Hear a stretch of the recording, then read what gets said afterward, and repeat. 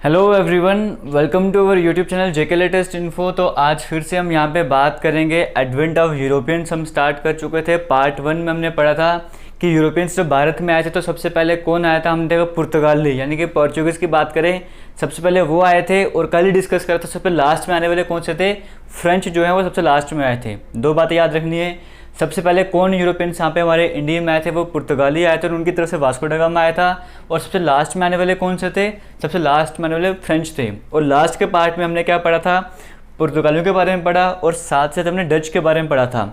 आज की इस वीडियो में हम इंग्लिश यानी कि ब्रिटिश के बारे में पढ़ेंगे, डेन्स का छोटा सा इंट्रोडक्शन है और फ्रेंच के बारे में पढ़ेंगे।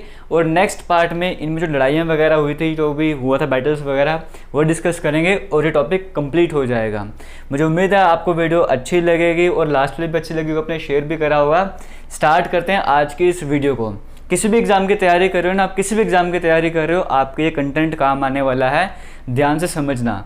अगर आप नोट्स बनाने की ट्राई कर रहे हो तो भी वो गलती मत करना, पहले पूरी वीडियो को देख लो, सुन लो, समझ लो, उसके बाद एक बार फिर से देख लेना कभी जब टाइम मिलेगा तब नोट्स बनाना। बट पहली बार जब किसी चीज़ को पढ़ रहे हो ना, तब नोट्स साथ साथ नहीं बनाने चाहिए थे, बनाने पड़ते हैं। एक ही जगह कंसंट्रेट करना है, वो है जो मैं बोल रहा हूँ वो सुनना है, उस पर कंसंट्रेट करना है। सबसे पहले हम यहाँ पर बात करते हैं कहाँ से, इंग्लिश की हम बात करें, ब्रिटिशर्स की बात कर रहे हैं। हमने कल जब पुर्तगालियों की बात की, हमने कहा पहली बार कौन आया था, वास्को ड गामा आया था। हमने जब डचेस की बात की तो हमने क्या कहा था, यानी कि नीदरलैंड्स वालों की बात कर रहे हैं, हमने क्या कहा था, कौन पहले आया था, वहाँ पे हाउटमैन हमने एक नाम पढ़ा था। वैसे जब हम बात करते हैं इंग्लिशर्स की, ब्रिटिशर्स की बात करें, पहली बार कौन आया था, जॉन मिल्टन हेल की बात करें, पहली बार ये इंडिया में आते हैं। कब आता है ये, 1599 में आता है। 1600 में आपको पता है इंग्लिश ईस्ट इंडिया कंपनी की हम बात करते हैं तो उसे एक साल पहले याद रखना। 1599 में कौन आया, जॉन मिल्टन हेल जो है यहाँ पे इंडिया में आता है। अब जब ये जॉन मिल्टन हेल की बात करिए, इंडिया में आया, इसने इंडिया का पोटेंशियल देखा। ऑलरेडी अंग्रेज़ों को ये था, ब्रिटिशर्स को ये था कि बाकी यूरोपियंस यहाँ पर आ गए थे, पुर्तगाली यहाँ पे आ गए थे, इतना ट्रेड कर रहे थे, इतना प्रॉफिट अर्न कर रहे थे, फिर डचेस भी आ गए थे, इतना प्रॉफिट अर्न कर रहे थे, तो हम क्यों पीछे हटेंगे, हमने भी जाके वहाँ पे ट्रेड करना, हमने भी प्रॉफिट अर्न करना, ऑब्वियस ही बात है। तो पहले कौन आता है यहाँ पे, जॉन मिल्टन हेल यहाँ पर आता है इंडिया में, इंडिया का पूरा सिस्टम समझता है और वापस जब जाता है, जब वो वापस जाता है ना वहाँ पे अपने ब्रिटेन वगैरह में जाता है, वहाँ पे एक जो मर्चेंट्स हैं, जो अपने वहाँ के व्यापारी मर्चेंट्स होते हैं, उनका एक ग्रुप बनाता है, उसका नाम क्या रखता है, नाम रखता है मर्चेंट्स एडवेंचर। क्या नाम रखा है, मर्चेंट्स एडवेंचर नाम रखता है वहाँ पे। उसके बाद क्या होता है, उस टाइम वहाँ पे क्वीन थी एलिजाबेथ, आप सभी ने सुना होगा नाम, कभी ना कभी तो सुना ही होगा, नहीं सुना तो आज तो सुन रहे हो यहाँ पर। अब होता क्या है, इन्होंने ग्रुप तो बना दिया मर्चेंट्स एडवेंचर। अब ग्रुप ऐसा तो है नहीं कि फेसबुक का पेज बना दे तो कहानी खत्म, बस वो कुछ डालते रहो उसमें। अब ये ग्रुप कुछ सोच के बनाया होगा ना, इंडिया में बंदा आया, वहाँ पे गया, वापस अपने वहाँ पर गया तो एक ग्रुप बना दिया। अब एक उसको था कि भाई हमें वहाँ पर जाके ट्रेड करना है, क्योंकि इंडिया को देख लेता है कि इंडिया का सिस्टम क्या है, वहाँ पे जाके ट्रेड करेंगे, बहुत ज़्यादा पैसा वहाँ से आने वाला है। अब यहाँ पर क्या होता है, क्वीन एलिजाबेथ के पास जाते हैं, आप परमिशन लेते हैं कि हमें मोनोपोल दे दो, कि हमें परमिशन दे दो कि हम ईस्ट में जाकर ट्रेड कर सकें। वहाँ पे सिर्फ हमारी कंपनी को परमिशन देना और किसी को परमिशन नहीं चाहिए, हमें परमिशन दे दो, वहाँ पे जाकर ट्रेड करना है। अब जो कंपनी बनती है ईस्ट इंडिया कंपनी, अब उसमें जो क्वीन एलिजाबेथ थी उसके अपने शेयर वहाँ पे पड़े हुए थे। मतलब अगर कंपनी को प्रॉफिट होता तो क्वीन एलिजाबेथ को भी प्रॉफिट होना था, खुद वो शेयर होल्डर थे वहाँ पे। अब वो मना कैसे करती, जो भी लालच तो थी थोड़ी सी, तो परमिशन दे दी, स्टार्टिंग में 15 साल की परमिशन देती है उनको क्वीन एलिजाबेथ इनको, कि ईस्ट इंडिया कंपनी तुम्हारी है, तुम वहाँ पर जाओ, वहाँ पर जाकर ट्रेड करो। 15 साल तक कोई वहाँ पर नहीं आने वाला, कोई तुम्हें तंग नहीं करने वाला, जाकर ट्रेड करो जितना करना है। परमिशन इनको मिल गई। 1600 की बात करें, 31 दिसंबर 1600 को चार्टर साइन किया जाता है और उनको परमिशन दे देती है 15 सालों के लिए। जो हमने बात की ईस्ट इंडिया कंपनी, इसका असल में नाम क्या था वो नाम भी देख लो, governor and merchants of London trading to East India. ये इस कंपनी का पूरा नाम था, जिसको हम ईस्ट इंडिया कंपनी बोलते हैं। और यही वो ईस्ट इंडिया कंपनी है जिसने मतलब लास्ट में शासन किया था हमारे इंडिया को, वो रूल वगैरह करा था। अब इसका और इम्पोर्टेंट क्या है, पहले तो मिली 15 साल के लिए परमिशन 1609 में, 1600 में मिलती है परमिशन की 15 साल तक ट्रेड करो, 1615 तक ट्रेड करो। लेकिन 1609 में वहाँ पर कौन होता है, किंग जेम्स फन होता है, और टाइम को एक्सटेंड करता है, कहता है जितना आपको करना, जितना ट्रेड करना करो, कोई टेंशन वाली बात नहीं है, तुम इनफाइनाइट टाइम तक जाके वहाँ पे ट्रेड करो। अब उनके मज़े हो गए कि पहले तो 15 साल में हमने सोचा था इतना प्रॉफिट अर्न कर लेंगे, अब तो खुला टाइम मिल गया, अब जितने मर्जी मज़े करो, जहाँ मर्जी जाकर ट्रेड करो, कोई टेंशन ही नहीं है। यहाँ से तो अपनी तरफ से तो फ्री हो गए, अब इंडिया में उन्होंने संभाल ही लेना था, इंडिया का सिस्टम पता ही था। ये यहाँ तक कहानी आपको क्लियर हो रही होगी। अब आगे चलते हैं। अभी इस पर बेस्ड क्वेश्चन हमने डिस्कस कर रहे हैं, क्वेश्चन हम डिस्कस करेंगे। एक बार हमारा ये टॉपिक कंप्लीट हो जाए, टॉपिक वाइज डिस्कस कर लेंगे पूरे एडवेंट ऑफ यूरोपियंस के अकॉर्डिंग, या आप बोलोगे तो पूरी मॉडर्न इंडिया कंप्लीट करके तो एक सीरीज ला लेंगे, जैसे आप बोलोगे वैसा हम कर लेंगे, उसके अकॉर्डिंग हम चल लेंगे। अब अगर इतने पोर्शन से मैं बात करूँ तो कैसे क्वेश्चन बनते हैं, ये चार्टर कब साइन हुआ था, पहला इंग्लिशमैन कौन था जो इंडिया में आया था, कौन से ईयर में आया था, जब इन्फाइनाइट टाइम के लिए ट्रेड मोनोपोली किसने दी थी इनको, ईस्ट इंडिया कंपनी को, इतने सारे क्वेश्चन यहीं से बन गए। अब हम बात करते हैं यहाँ पे, ये भी बड़ा इंपॉर्टेंट है, कैप्टन विलियम हॉकिंस की बात करें। अब परमिशन मिल गई थी, अब इंडिया में आना है, इंडिया में कौन है, जब इसने आना तो जहांगीर का टाइम चल रहा है। अब कैप्टन विलियम हॉकिन की बात करें, ये अपनी शिप में आते हैं। शिप कौन सी होती है, जो पहला बंदा जो शिप सी रूट से आया था वो कौन था, वो कैप्टन विलियम हॉकिन था, ये भी याद रखना, ठीक है। ये लैंड रूट से आया था, सी रूट से आया था, तो इसको जो शिप उसका नाम क्या था, उस शिप का नाम हेक्टर था। ये एग्जाम में क्वेश्चन है वो यूपीएससी के एग्जाम में, कि जो शिप उसका नाम क्या था, याद रखना हेक्टर नाम था शिप का, HECTOR, और उसे रेड ड्रैगन भी कहा जाता था। एक ड्रैगन शिप भी थी, वो अलग थी। हम यहाँ पे रेड ड्रैगन की बात कर लें या हेक्टर की बात करें, दोनों एक ही शिप हैं। अब इसमें कौन आता है, कैप्टन विलियम हॉकिन आता है, और 1608 में कहाँ पहुँचता है, वो सूरत में पहुँचता है। कैप्टन विलियम हॉकिन की बात करें, 1608 में वो सूरत में पहुँचता है, और 1609 में 1609 में जहांगीर के दरबार में पहुँचता है। अब जब जहांगीर के दरबार में जाता है, अब देखो होता है ना कि कुछ भी काम करने जा रहे हो उससे पहले थोड़ा सोच लो, थोड़ा प्लानिंग करो, उसके बाद उस काम को एग्जीक्यूट करो, वो बेटर रहता है। बिना प्लानिंग के जाओगे तो वो रिस्क वाला काम हो गया, हो भी सकता है नहीं भी हो सकता, बट एक प्लान बना के जाओगे, उसको प्रॉपर वे में एग्जीक्यूट करो तो बहुत बेटर रिजल्ट मिलता है, पॉजिटिव रिजल्ट मिलता है। प्रॉपर प्लानिंग करके गए थे। अब पता है कि तुम किसी को गिफ्ट वगैरह दोगे, महंगे महंगे गिफ्ट दोगे, अच्छे बेहतरीन गिफ्ट दोगे तो बंदा खुश हो गया होगा। जहांगीर के दरबार में खाली तो जाएगा नहीं, क्योंकि परमिशन लेना फैक्ट्री ओपन करने के लिए, तो दूसरे को थोड़ा मनाना भी है, कन्विंस भी करना है। सबसे बड़ी बात क्या है, उस बंदे को खुश करो, बाकी को छोड़ो, उस बंदे को खुश करो। राजा वहाँ पे कौन था, जहांगीर था। बड़े बड़े एक्सपेंसिव गिफ्ट वहाँ पे लेके जाते हैं, अलग अलग तरह के गिफ्ट वहाँ पे लेके जाते हैं, जहांगीर खुश। और सबसे बड़ी बात क्या है वहाँ पर, कि जो बंदे की बात करें ना, मिस्टर कैप्टन विलियम हॉकिन की, ये बंदा, इसको तुर्की भी आती थी, इसको फारसी भाषा भी आती थी। अब जहांगीर के दरबार में चले गया, जहांगीर ने देखा गोरा बंदा यहाँ पर आ गया है, और वो अंग्रेज़ आके मुझसे कौन सी लैंग्वेज में बात कर रहा है, ये कोई ट्रांसलेटर नहीं रखा हुआ साइड में कोई दूसरी भाषा समझाने वाला, वो खुद मेरे से बात कर रहा है, और उसको तुर्की भी आती है, फारसी, जो मेरी लैंग्वेज है वो मेरी लैंग्वेज में मुझसे बात कर रहा है। मतलब अब आपको होगा ना कि भाई जैसे तुम्हारे कोई अपनी जो लोकल हमारी डोगरी लैंग्वेज है मान के चलो, जैसे डोगरा कोई, या कश्मीरी लैंग्वेज मान के चलो, कोई और लैंग्वेज मान के चलो, कोई भी लैंग्वेज मान के चलो। अब कोई इंग्लिश में यहाँ पर आता है, बाहर से कोई फॉरेनर यहाँ पर आता है और आपकी लैंग्वेज में बात करना स्टार्ट कर दे, कितना अच्छा इंप्रेशन पड़ता है ना। तो वही इंप्रेशन यहाँ पर डाला है किसने, कैप्टन विलियम हॉकिन ने। उसी की जहांगीर की भाषा में जहांगीर से बात करना स्टार्ट कर दी। अब जहांगीर ने कुछ होना ही होना था। अब यहाँ पर एक पॉजिटिव इफेक्ट डाला, एक तो गिफ्ट्स लेके गया था और ऊपर से सेम लैंग्वेज में बात करना स्टार्ट कर दी।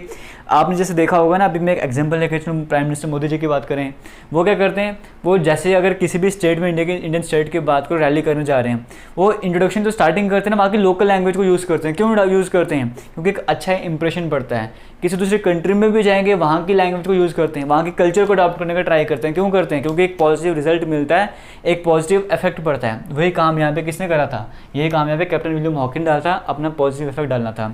अब उसको हो गया, जहांगीर को ये था कि भाई मुझे इनके बारे में सीखना है, सब कुछ बहुत सारी बातें सीखने को मिलेंगी, तो अपने दरबार में उनको रख देता है। 30,000 यानी 35,000 सैलरी, और बाकी जो से आजकल अलाउंसेस होते हैं ना, तो अलाउंसेस अलग पे इसको अपने दरबार में एज ए कैप्टन बोल देता है, टाइटल दिया जाता है इसको, कैप्टन का टाइटल दिया जाता है। कौन देता है कैप्टन का टाइटल, विलियम हॉकिंस को, ये जहांगीर ने टाइटल दिया होता है, ठीक है। इतना इंप्रेस हो जाता है वहाँ पे। अब जहांगीर तो इम्प्रेस, अपनी तरफ से तो ठीक है, परमिशन दे दी फैक्ट्री वगैरह ओपन करने की, लेकिन होता क्या है कि जो पुर्तगालियों की बात करें, अब पोर्चुगीज़ का था ना थोड़ा कंट्रोल था उस टाइम में। आपको कहा था कि पोर्चुगीज़ पहले आए हुए थे। अब पोर्चुगीज़ जो प्रेशर डालते जहांगीर पे कि मना कर दे, यहाँ पे ट्रेड वगैरह नहीं करना, और फाइनली जहांगीर को मना करना पड़ता है कि ट्रेड वगैरह नहीं कर सकते। और 1611 में हम बात करें, कैप्टन विलियम हॉकिंस की बात करें, ये वापस निकल जाते हैं, से वापस अपने ब्रिटेन विल साइड चले जाते हैं। अभी तो कहानी खत्म होगी कैप्टन विलियम हॉकिंस की। अब अंग्रेज़ों को रुकना थोड़ी उन्होंने, अब क्वीन एलिजाबेथ तक बात थी, वहाँ के किंग जेम्स वन तक बात चली गई थी। अब अंग्रेज़ों को तो पता लग गया था इंडिया के बारे में टाइम पीरियड में कि कितना बेनिफिट वहाँ पे रहने वाला है, वापस आएंगे। 1609 में हमने बात की जहांगीर के दरबार में कौन आता, कैप्टन विलियम हॉकिंस। उसके बाद हम आगे बात करते हैं, हाँ पहले इसी को थोड़ा निपटा लेते हैं, फिर आगे की बात करते हैं। अब जो बंदा हार के यहाँ से गया है, इतना एफर्ट करके आया था, कुछ ना कुछ तो करेगा। 1611 में वापस आता है, 1612 में दोबारा से आता है। साथ में कौन होता है, कैप्टन बेस्ट। ये बेस्ट नाम है कैप्टन का। ये जो शिप में आते हैं, इस शिप का नाम होता है ड्रैगन। ये जो शिप थी रेड ड्रैगन, इस शिप का नाम होता है ड्रैगन। इसमें कौन आता है, कैप्टन बेस्ट। और यहाँ पे सवाले जो कि सूरत के पास में पड़ता है, वहाँ पे पुर्तगालियों को ये हरा देते हैं। अब पुर्तगालियों को इन्होंने हरा दिया कब, 1612 में पुर्तगालियों को हरा दिया। अब 1613 में क्या होता है, जहांगीर जो है पुर्तगालियों को हरा दिया, प्रेशर है नहीं है, तो जहांगीर इनको परमिशन देता है कि तुम अपने ट्रेड वगैरह स्टैब्लिश कर सकते हो, मेरी तरफ से तुमको खुली छूट है, जहांगीर ने परमिशन दे दी। और उसी टाइम पे क्या था, 1613 में क्या था, पुर्तगालियों ने क्या किया होता, आपको कहा था ना ब्लू वाटर पॉलिसी लेके आए थे, वहाँ पे वो समुद्र पे अपना कंट्रोल करा हुआ था, तो शिप्स कुछ आ रही थी जहांगीर के मतलब फैमिली के लिए कुछ गिफ्ट्स वगैरह लेके, तो पुर्तगाली क्या करते थे, लूट लेते थे शिप वगैरह को, तो वो अलग से सिस्टम डाल दिया हुआ था। तो जहांगीर ने परमिशन दी, तुम लो परमिशन, तुमने फैक्ट्री चलाओ, मुझे कोई टेंशन वगैरह नहीं है, तो परमिशन मिल जाती है। और उसी टाइम पीरियड पे 1613 की बात करें, 1613 में ही ये अपनी फैक्ट्री कहाँ पे इस्टेब्लिश करते हैं, सूरत में जो अपनी फैक्ट्री इस्टेब्लिश कर लेते हैं। अभी तक शॉर्ट में हमने क्या क्या डिस्कस करा था, एक बार रिवाइज करवा दूं आपको कि इंग्लिश की हमने बात की, जॉन मिल्टन पहले आता है, वापस जाता है, ईस्ट इंडिया कंपनी बनती है, ईस्ट इंडिया कंपनी यहाँ पर आती है, पहले किंग जेम्स वन की वो टाइम एक्सटेंड कर देते हैं, कैप्टन विलियम हॉकिंस आता है, जहांगीर के दरबार में आता है, परमिशन वगैरह नहीं मिलती है, वापस जाता है, आके लड़ाई करता है। बैटल ऑफ स्वाले की बात करें 1612 में जो होती है, पुर्तगाली हार जाते हैं, 1613 में परमिशन मिलती है, 1613 में क्या करते हैं, सूरत में अपनी फैक्ट्री स्टैब्लिश कर लेते हैं। इतनी कहानी समझ आ गई। उसके बाद आगे क्या होता है, 1615 में कैप्टन विलियम हॉकिंस की कहानी खत्म, 1615 में नया बंदा आएगा, वो कौन आता है, सर टॉमस रो की बात करें, सर टॉमस रो की एंट्री होती है इंडिया में। 1616 में ये भी जहांगीर के दरबार में आता है, परमिशन ठीक है ग्रांटेड। 1616 में क्या होता है, मसूलीपट्टनम में भी फैक्ट्री बन जाती है। अब ये ना अपनी फैक्ट्री जगह जगह किनारे किनारे पे करते करते पूरे इंडिया में कब्जा करने का ट्राई करेंगे। 1616 में भी मसूलीपट्टनम में फैक्ट्री बन गई, यहाँ तक सारा डाटा क्लियर हो रहा होगा आपको। 1619 में क्या होता है, टॉमस भी अपना काम करके वापस चला जाता है। अब उसके बाद मैं कुछ ईयर्स छोड़ के जो इंपॉर्टेंट है ना वो आपसे शेयर कर रहा हूँ। 1637 में क्या होता है, जो आज का चेन्नई है ना, जिसे मद्रास कहा जाता था, मद्रास इनको किराए पे दे दिया जाता है कि तुम मद्रास को किराए पे ले लो, कि मद्रास को चलाओ, तुम हमें पैसे देते रहना इस तरह से, और तुम इस पर ट्रेड वगैरह कर सकते हो। और जब मद्रास इनको किराए पे मिलता है, ये वहाँ पर क्या करते हैं, एक किला बना देते हैं, फोर्ट सेंट जॉर्ज। आपको दिख रहा होगा क्लियर, ठीक है क्लियर दिख रहा है। ये फोर्ट सेंट जॉर्ज जो है ना, ये वहाँ पे किला बना देते हैं। कहाँ पर, मद्रास की हमने बात की, और इसी को ये अपने साउथ इंडिया का हेडक्वार्टर भी बना देते हैं कि साउथ इंडिया का हेडक्वार्टर हमारा कौन सा आ गया, साउथ इंडिया का हमारा हेडक्वार्टर कौन सा आ गया, मद्रास वाला पोजीशन जो है हमारा साउथ इंडिया का हेडक्वार्टर बन गया। किनका, हमने बात की अंग्रेज़ों की। अब जब इन्होंने फोर्ट वहाँ पे किला बनाया, अब वहाँ पर किला बनाया तो उनसे पूछा गया कि भाई तुम यहाँ पे किले किस लिए बना रहे हो, तुम्हें तुमने ट्रेड के लिए कहा है। ये हम कहते हैं ना फैक्ट्री इस्टेब्लिश की, फैक्ट्री का मतलब ये थोड़ी जो आजकल फैक्ट्री होती है ऐसा कुछ नहीं था। फैक्ट्री का मतलब था कि वहाँ से ट्रेड क्या करते थे, जैसे गोदाम हो गए, सामान स्टोर करना, इस तरह की बातों को भी फैक्ट्री कहा जाता था उस टाइम पे, ठीक है। ऐसे नहीं प्रोडक्शन चलती थी वहाँ पे, मशीनें वगैरह थी नहीं, सामान स्टोर करते थे। अब यहाँ पे जो कहा कि तुम यहाँ पे किले किस लिए बना रहे हो, किले फोर्टिफिकेशन किस लिए करो, तुम किले किस लिए मारो चारों तरफ, तुम अपने यहाँ गए, तुमने तो सिंपल वो करना, अपना काम करो। तो यहाँ पे ये कहते हैं अंग्रेज, यहाँ पे वो कहते हैं कि हमें क्यों बना रहे हैं, हमें अपने सामान की सिक्योरिटी वगैरह करनी है, हमारा सामान चोरी ना हो जाए, यहाँ आगे पीछे ना हो जाए, इसलिए हम किलाबंदी कर रहे हैं, इसलिए हम यहाँ पे फोर्ट वगैरह बना रहे हैं। अब किसी ने वेरिफिकेशन तो करनी नहीं है उनकी, उन्होंने बोला भाई किले बनाए तो बनाने तो कोई इशू नहीं है, तो वो अपना किला तैयार कर लेते हैं, हेडक्वार्टर बना लेते हैं, ठीक है। अंग्रेज़ों ने क्या कर दिया, अपने किले तैयार कर लिए। अब आगे क्या होता है 1650, इसकी हम आगे भी डिस्कस करेंगे। फिर हमने बात की 1637 की बात की, 1651 की तरफ आते हैं, 1651 की बात करते हैं। शाह शुजा की बात करें जो कि शाहजहाँ का बेटा होता है, ये क्या करता है, अब देखो बंगाल ऐसी जगह थी ना, बंगाल का जो प्रोविंस ऐसा था, आपको पता है बंगाल नदियाँ कितनी है वहाँ पे, और कितनी फर्टाइल लैंड वहाँ पर है, कितना कुछ होता है वहाँ पर। और अंग्रेज़ों को क्या चाहिए था, इंडिगो वगैरह चाहिए था, टी वगैरह चाहिए था, इस तरह की इनको क्रॉप्स वगैरह चाहिए थी। और वो तो वहाँ पे अफीम की बात कर लो, और बंगाल में तो वो आराम से सब कुछ हो जाता था। तो अंग्रेज़ों को तो चाहिए था कि वहाँ पे बंगाल में पहुँच जाए, लेकिन वहाँ पे सिस्टम क्या था, औरंगज़ेब वगैरह वहाँ पे थे, तो वहाँ पे बड़ा मुश्किल था वहाँ पे इनसे लड़ाई वगैरह करना, तो वहाँ पे वो जा ही नहीं रहे थे। लेकिन यहाँ पे हालांकि वो औरंगज़ेब वगैरह बात करते हैं, लेकिन बंगाल का सिस्टम बड़ा खतरनाक था, वहाँ पे जा नहीं सकते थे यहाँ पे भी ट्रेड वगैरह करने के लिए, अभी बाकी वाली जगह पे कंट्रोल कर रहे थे। लेकिन 1651 में क्या होता है, शाह शुजा की बात करें, शाहजहाँ का जो बेटा होता है, बंगाल को सूबेदार होता है उस टाइम पे, ये खुद क्या करता है, उनको परमिशन दे देता है। इसको भी होता है ना कि अपना ट्रेड वगैरह, अपना एम्पायर एक्सटेंड करना है, पैसा वगैरह करना है, प्रॉफिट अर्न वगैरह करना है, तो इनको बोलता है कि भाई हमारे यहाँ पे अगर ट्रेड करो तो इतना कुछ मिल जाएगा। तो बंगाल ये तो खुश हो जाता है अंग्रेज़ वगैरह कि हमें खुद परमिशन मिल गई है, तो इनको और क्या चाहिए होता है, बोलता है कि लमसम तुम मुझे 3000 रुपये दो साल का, और तुम यहाँ पे आराम से ट्रेड करो, तुम्हें कोई नहीं रोकने वाला है। तो उनके तो मज़े हो गए अंग्रेज़ों को, उनको जो चीज़ चाहिए उनको अपने आप मिल गई है वो वहाँ पे आके। तो उसकी बात क्या होता है, 1651 की बात की, 1651 में क्या करता है, हुगली में फैक्ट्री बना देते हैं, 1658 में कासिम बाज़ार में, 1668 में ढाका में, जो कि कैपिटल थी बंगाल की, वहाँ पे भी फैक्ट्री स्टैब्लिश कर दी। अब बाद में लड़ाइयाँ भी होगी, वो हम आने वाली वीडियोज़ में डिस्कस करेंगे, बट फैक्ट्री स्टैब्लिश करना स्टार्ट कर दी। अब आगे क्या होता है, 3 गाँव थे जिनकी ज़मींदारी इनको मिल गई थी, एक था सुतनाटी, एक था गोविंदपुर, एक था कालीकाटा, कालीघाट की बात करें, इन तीन को बाद में कंबाइन कर देते हैं और कलकत्ता जो आज में कलकत्ता उसको फॉर्मेशन करते हैं, कलकत्ता की फॉर्मेशन करते हैं 86 से 96 करके कुछ ईयर था। वहाँ पे मैं एक बार आपको एग्जैक्ट में डाटा शेयर कर लेता हूँ कौन सा ईयर था वो वाला, अगर मेरे पास यहाँ पर होगा तो आपको मैं एग्जैक्ट ईयर बता देता हूँ कि कौन से ईयर में वो करते हैं। ये 1696 या 1697 है, कंफर्म नहीं है, 1697 का मान के चलो कि वहाँ पे इनको कंबाइन करके कलकत्ता बना दिया जाता है। और वहाँ पर क्या होता है, फिर वहाँ पे किला बना दिया जाता है। उस जैसे पहले था ना फोर्ट, हमारे पास था फोर्ट सेंट जॉर्ज जो कि हेडक्वार्टर बनता साउथ इंडिया का, यहाँ पे बनता फोर्ट विलियम जो कि हेडक्वार्टर बनता है ईस्ट इंडिया का।